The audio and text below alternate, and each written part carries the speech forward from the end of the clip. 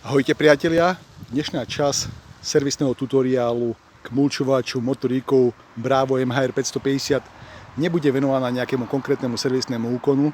Skôr sa vám pokúsim pomôcť tým spôsobom, že vám poskytnem niekoľko tipov, na čo si dať pozor pri kúpe používaného mulčovača akejkoľvek značky.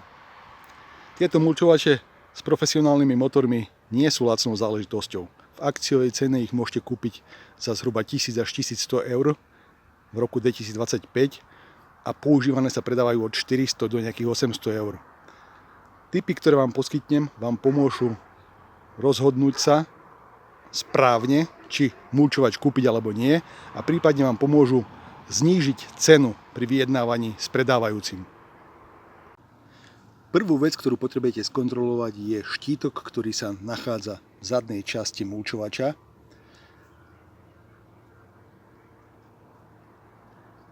A konkrétne si potrebujete skontrolovať rok výroby.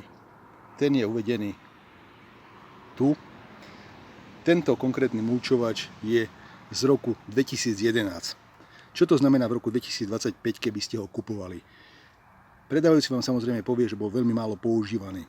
Čo znamená málo používaný? Ak ho skutočne používal len veľmi málo, že ho nepoužíval na firemné účely, tak treba rátať, že mulčujete priemerne raz za mesiac, od mája do októbra, to znamená 6 mesiacov.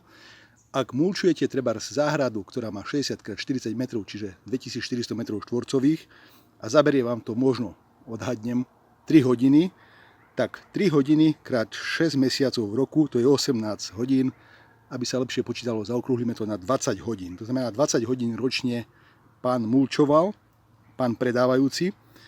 A keďže je to 2011 ročník, dnes máme 2025, to znamená 14 rokov, to znamená 20 hodín ročne krát 14 rokov, 280 motohodín. To znamená, toľko motohodín minimálne má mulčovač odpracovaných. To znamená, že už budete minimálne potrebovať nastaviť vôľu ventilov a prípadne urobiť ďalšie servisné úkony. Čo robiť v prípade, ak mulčovač, ktorý chcete kúpiť, nemá štítok s dátumom výroby, ktorý by mal byť umiestnený v zadnej časti? V takom prípade sa zamerajte na motor, konkrétne na túto časť, kde sú z výroby vyrazené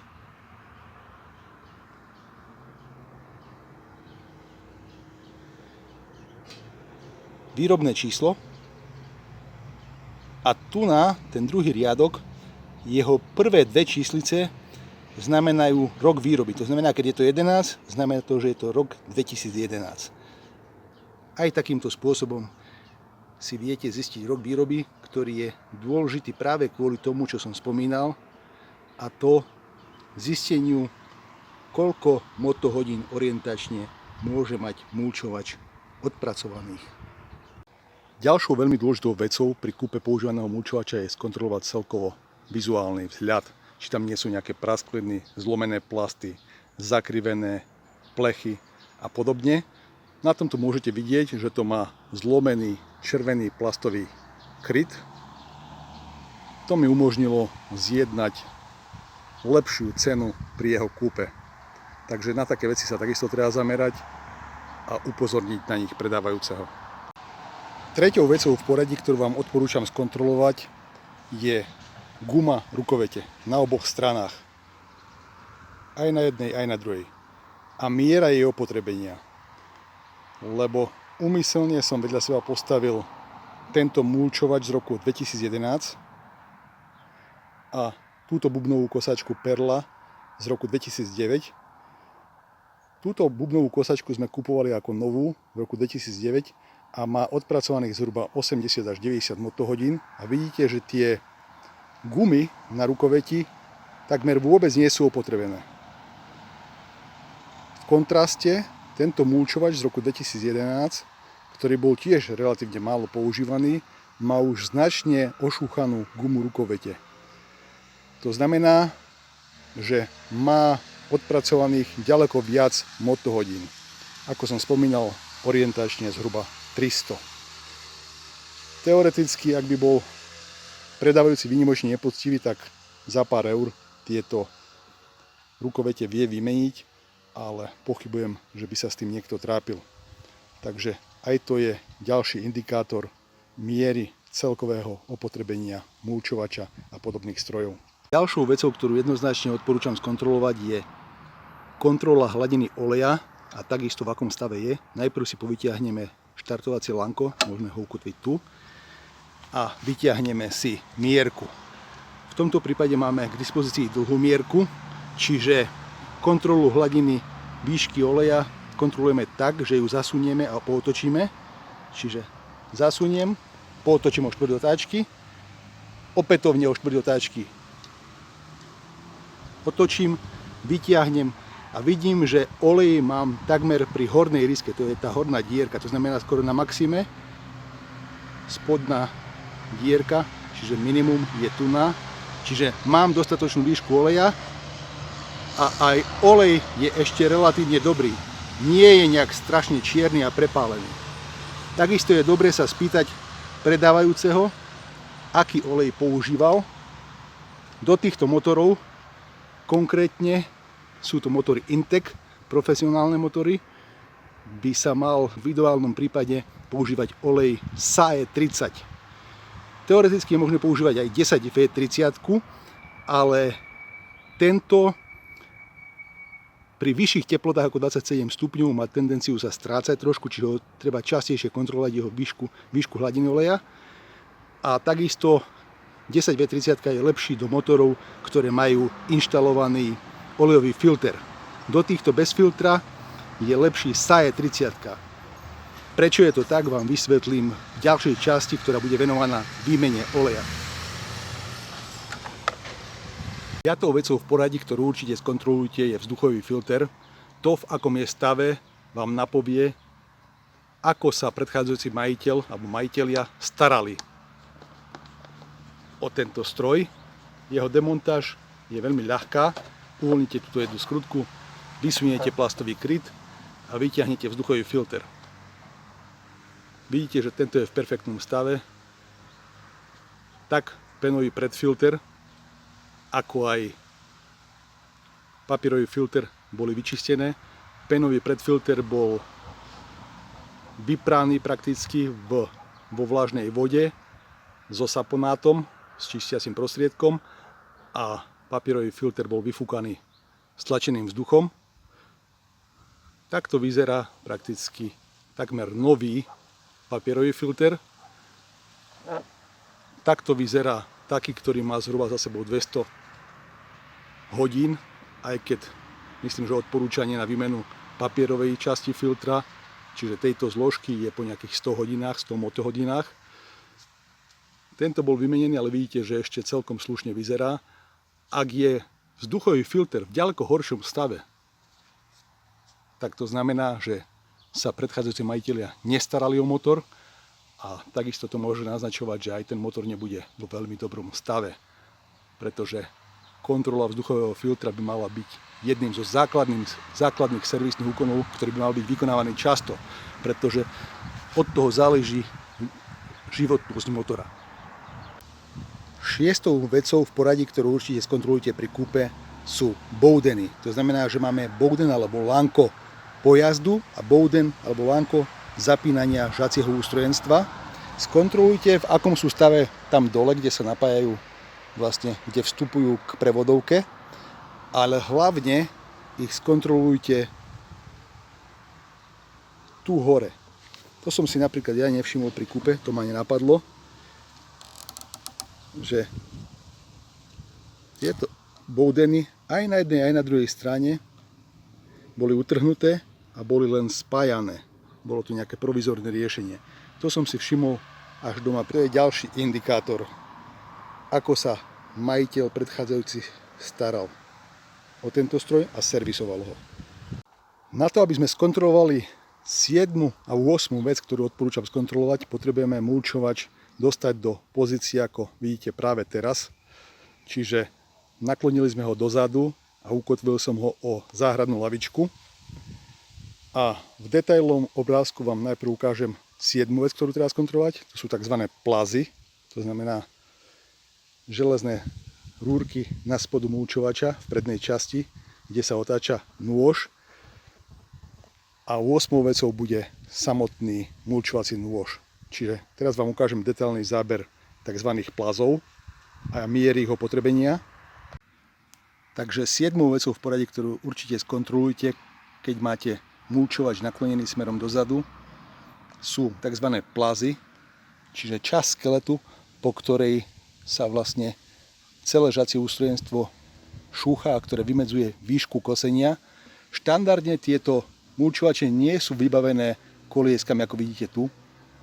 Tie som už dorábal ja sám, vrátane konštrukcie. A plazy a mieru ich opotrebenia, ktoré mám na mysli, sú tieto na jednej aj na druhej strane. Dám vám detailný záber, aby ste videli, ako vyzerajú. Čiže tento mulčovač má odpracované zhruba 300 hodín a vidíte, že je to vlastne rúrka, kovová rúrka, je takmer do poli zošúchaná. Čiže ak vám predávajúci hovorí, že stroj bol málo používaný, má odpracovaný menej ako 100 hodín a má takto zošúchané plazy, tak viete, že ten stroj má ďaleko viac odpracovaných motohodín. 8. vecou a jednou z najdôležitejších, ktoré je treba skontrolovať, je stav samotného mulčovacieho noža. To znamená, musíte skontrolovať minimálne vizuálne, či nie je nejakým spôsobom zakrivený a poškodený. Takisto, do akej miery je už opotrebený, to znamená, koľkokrát bol brúsený, či náhodou celkovo nožom nebolo narazené na nejakú pevnú prekážku a nezakrivilo sa celé toto ústrojenstvo, lebo to by bol pomerne veľký problém. Dá sa to riešiť, ale sú to ďalšie servisné náklady s tým spojené. Rovnako treba rátať s tým, že pokiaľ kupujete stroj, ktorý je starší ako 10-12 rokov, tak je veľmi pravdepodobné, že budete musieť urobiť servisný úkon, ktorý som musel v autorizovanom stredisku urobiť aj ja, a to výmena oboch ložisiek v tejto časti konštrukcie. 9. vecou v poradí, ktorú je dobre skontrolovať pri rôznej záhradnej technike, ktorá disponuje benzínovým motorom napríklad, je skontrolovať kompresiu. U týchto strojov, ktoré sú tzv. Ready start, to znamená, že majú uľahčené štartovanie, tým, že majú dekompresiu, je to trošku náročnejšie bez merača. V ideálnom svete by ste prišli pri kúpe takéhoto stroja so servisným technikom, ktorý má merač kompresie. Ten by demontoval zapaľovacú sviečku a zmeral poťahovaním štartovacieho lánka kompresiu a tým by ste zistili, v akom stave je motor ako taký, ale to pravdepodobne nikto z vás robiť nebude. Tak minimálne, čo môžete urobiť, je potiahnuť štartovacie lánko do záberu a citom skúsiť, či je tam určitý odpor. Ak je tam určitá miera rezistencie, tak ten motor má ešte dobrú kompresiu. Tým pádom nie je úplne vybehaný a má ešte niekoľko stoviek motohodín práce pred sebou.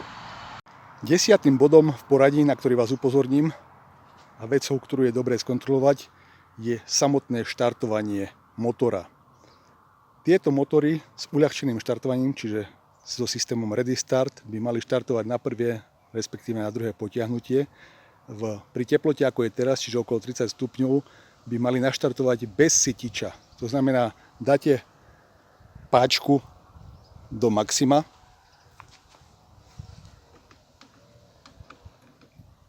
ale bez sytiča a potiahnete štartovacie lánko.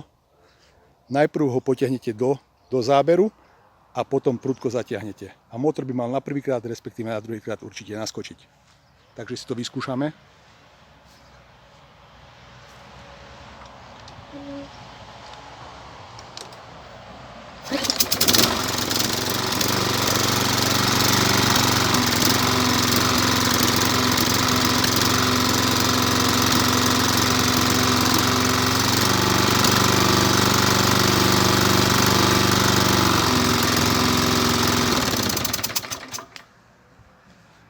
Videli ste, že motor pekne naštartoval hneď na prvýkrát, na prvé potiahnutie a pritom bol studený, čiže nebol viac ako 24 hodín štartovaný.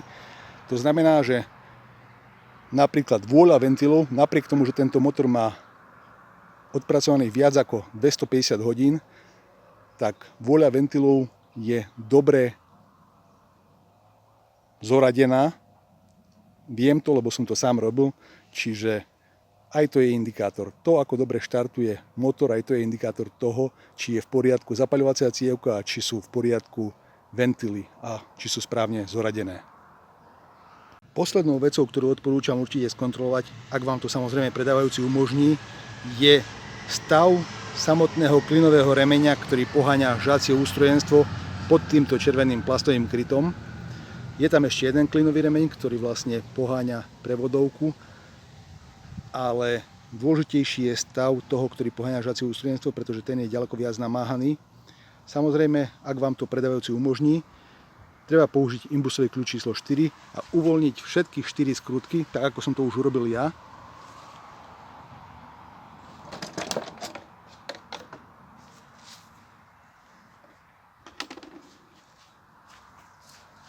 A ukážem vám detailný záber toho, v akom stave je klinový remeň, ktorý poháňa žacie ústrojenstvo. Vidíte, že je tam kopec suchej trávy, ktorá sa tam pri kosení dostala.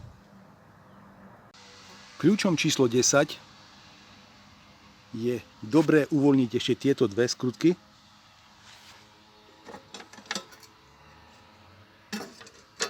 A demontovať tento kryt. A naskytne sa vám veľmi detailný pohľad na to, v akom stave je tento klinový remeň. Priblížim to trošku. A vidíte, že tento klinový remeň má už na niekoľkých miestach praskliny. To znamená, že to najlepšie už má za sebou. Je ešte funkčný a ešte nejakých pár desiatok motohodín poslúži, ale má odpracovaných už viac ako 150, možno aj 200 hodín. Čiže to je ďalší indikátor miery opotrebenia, na ktorý sa teoreticky môžete zamerať, ak vám to predávajúci umožní. To znamená demontovať tieto kryty. Mojou záverečnou 12. radou pri kúpe nielen mulčovača, ale akejkoľvek používanej záhradnej techniky je, aby ste sa pri kúpe zbytočne neponáhľali a neplašili. Ak máte takú možnosť, určite si zavolajte skúseného technika alebo mechanika, ktorý takéto stroje opravuje a servisuje, ktorý vám poradí. Určite sa raďte tipmi a radami, ktoré som vám v tomto videu dal a poriadne si všetko zvážte. 500 alebo 600 eur, ktoré dáte za používaný podobný mulčovač, nie je málo peňazí. A v prípade, že kúpite stroj, ktorý má napríklad výrazne opotrebovaný motor alebo niektoré iné súčasti a bude si vyžadovať veľké servisné náklady, tak rozhodne zbytočné ponáhľanie sa nestojí za to. A človek radšej doplatí nejaké peniaze a kúpi úplne nový stroj, ak na to samozrejme má. Takže ďakujem pekne za sledovanie a prajem vám pekný deň.